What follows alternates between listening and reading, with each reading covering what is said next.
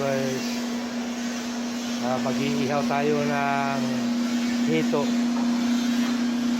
Ayan, makikita ko sa inyo yung ihawan. Ayan, mag-iihaw tayo.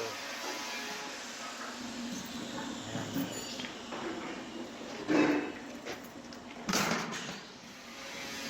mag-iihaw tayo ng nahuling African hito.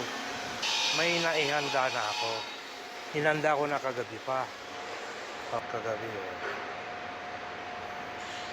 Ngayon, ilalatag na natin siya.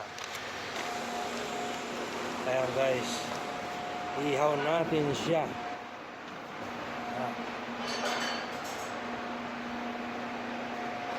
Ganun lang siya. Ha? Hindi. Huwag mong ibaba, maapura. Mas maganda yan. Tama-tama lang. Namuti siya eh, yung pagkamarinate niya sa lemon eh.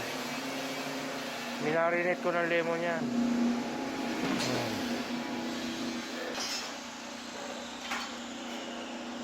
Yan ang pangsahog sa gulay. Masarap pangsahog sa gulay yan. Pinakbet. Basta kahit anong gulay, masarap pangsahog yan. Yan, i-stock namin nung nakarang nanguha kami ng hito sa ilog. May buhay, kaya yun. Kinulong namin doon sa tangke ng tubig na pandilig sa halaman. Ayun. Pagpulutan yung iba nung nakaraan.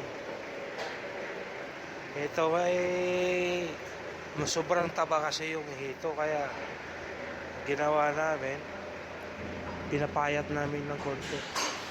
Hindi nakakain ng ilang linggo para ba hindi masyadong mataba. Kasi yung mga nahuli namin na nakaraan, grabing taba eh.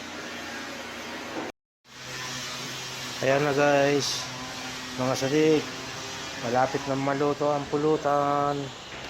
Wow! Oh, ayan na siya. Sarap yan, no? Kagaling. Dahan-dahan ang pag-ihaw eh. Sarap yan.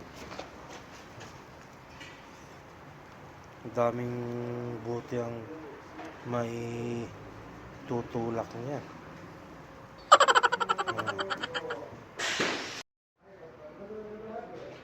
Ayan na mga sadik, luto na. Luto na ang ating pulot. Wow! Ayan.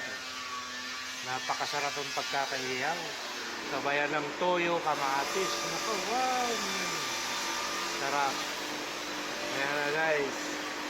Okay, bye-bye.